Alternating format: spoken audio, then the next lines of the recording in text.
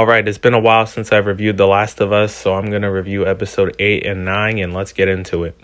The episode starts off in a church where we meet a character named David, who is pretty much like, the pastor of this certain religious group.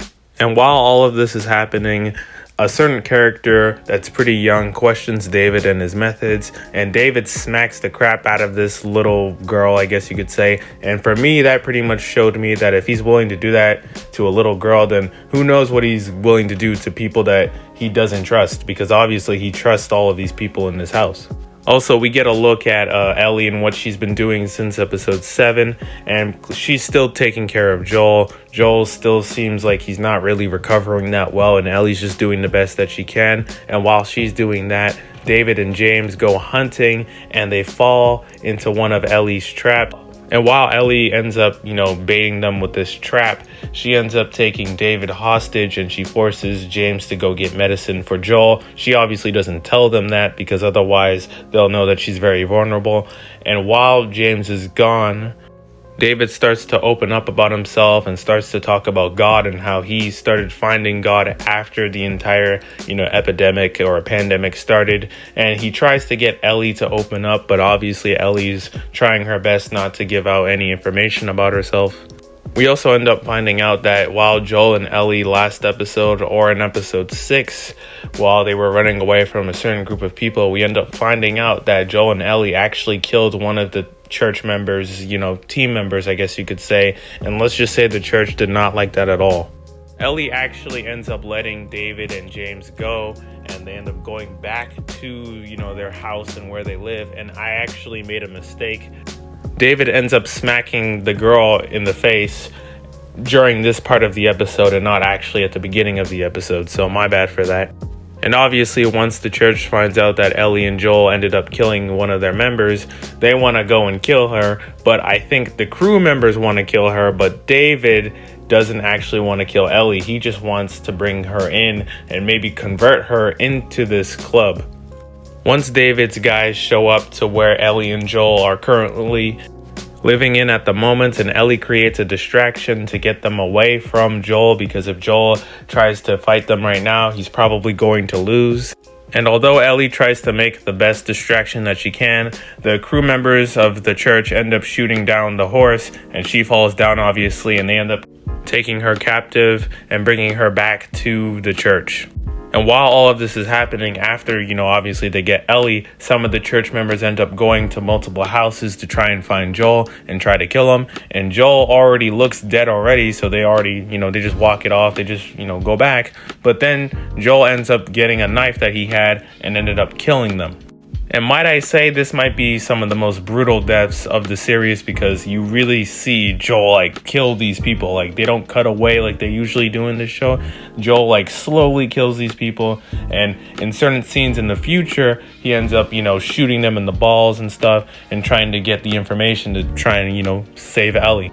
And pretty much for the rest of the episode, we get a bunch of scenes with David still trying to convince Ellie to come to this church and stay. But eventually, when he realizes that Ellie's just not going to join, she ends up bringing in a bunch of his guys to try and kill Ellie.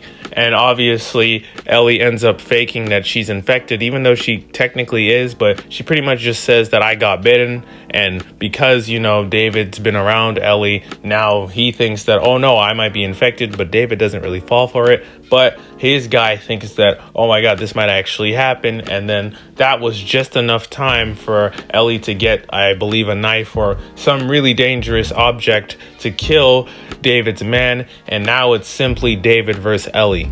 And I'm not going to talk about this sequence too much, but I will say that it was a very well done sequence, and it ends off in a way that is very brutal, because we get to see Ellie's, second kill of a human being, I believe, in this show. I might be wrong, let me know.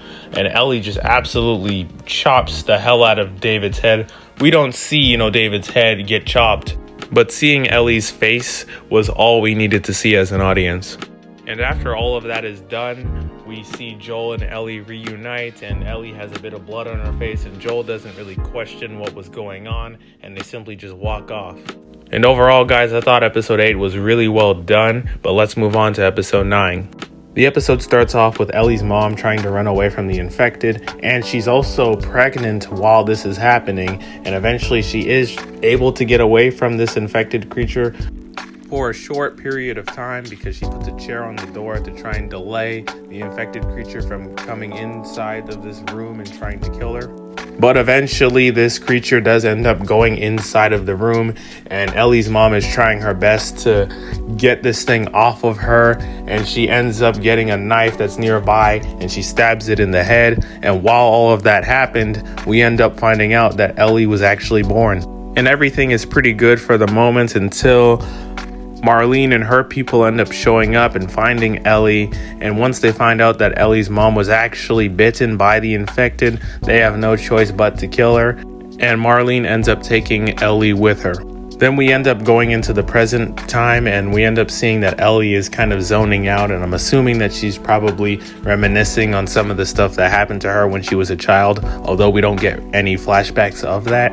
I also noticed in a brief period of this episode, the role dynamic between Joel and Ellie were kind of flipped, where Joel was kind of more of the extroverted person. Obviously, that might have been because of what happened to him being on the brink of death, and Ellie being more kind of like reclusive and not being as, extroverted as she usually is. But you don't really have to worry because Ellie ends up going back to what she usually is like when she ends up seeing a giraffe. Once that scene of Joel and Ellie giving leaves to giraffes is over, they end up walking around this new, really well-looking place, and they end up getting flashbanged by a bunch of people and with guns and, really protective gear on. And the next thing we know, Joel is in the hospital, and we end up finding out that Ellie is going to get the cure removed from her, and with the way that they're doing that, it's going to end up killing Ellie. And obviously Joel did not like that, and he tries to fight against it, but then Marlene and her men pretty much just take Joel away, and they're trying to get him to go away from this building, and they're very close until Joel decides to go John Wick and ends up killing the first two guys that were supposed to put him away, and then he ends up getting their guns, and then he ends up killing pretty much all of the army people in sight. And once Joel is done being John Wick, he ends up going to the place that Ellie is currently staying at to get this surgery stuff done and pretty much to get killed. And the nurses and doctors are trying their best to stop Joel from, taking Ellie, but Joel ends up shooting one of them in the head, and the other ones have no choice but to listen to Joel, otherwise they're going to end up like the guy that just died. And Joel ends up getting Ellie and pretty much bringing her to his car, but before he can put her in the car, Marlene shows up, and Marlene begs Joel not to take Ellie, and Joel tries to get her to understand, and it looks like they're kind of starting to agree on something until we end up finding out that Joel actually shoots Marlene in the stomach and then ends up finishing the job by killing Marlene and shooting her in the head. And they don't initially show us Joel shooting Marlene. We hear something in the background, or at least that's what we're supposed to think. And then eventually we find out that, Joel shot Marlene in the head, or in the stomach, I mean. And after that, Joel and Ellie drive off. And once Ellie's able to wake up eventually, Joel tells Ellie everything that at least he wants her to think, because we end up finding out that Joel is kind of lying about what happened to protect Ellie because he didn't want Ellie to die. And Ellie tries to believe Joel, and the episode actually ends off with Ellie asking Joel if what he's saying is actually true, and Joel says yes, and the episode ends. And before I give my score for this show, I just want to say a couple of criticisms. The first one is pretty much just like the morally gray decision that Joel did. Obviously, I understand why he did it, but at the same time, I wish he didn't exactly go through with it.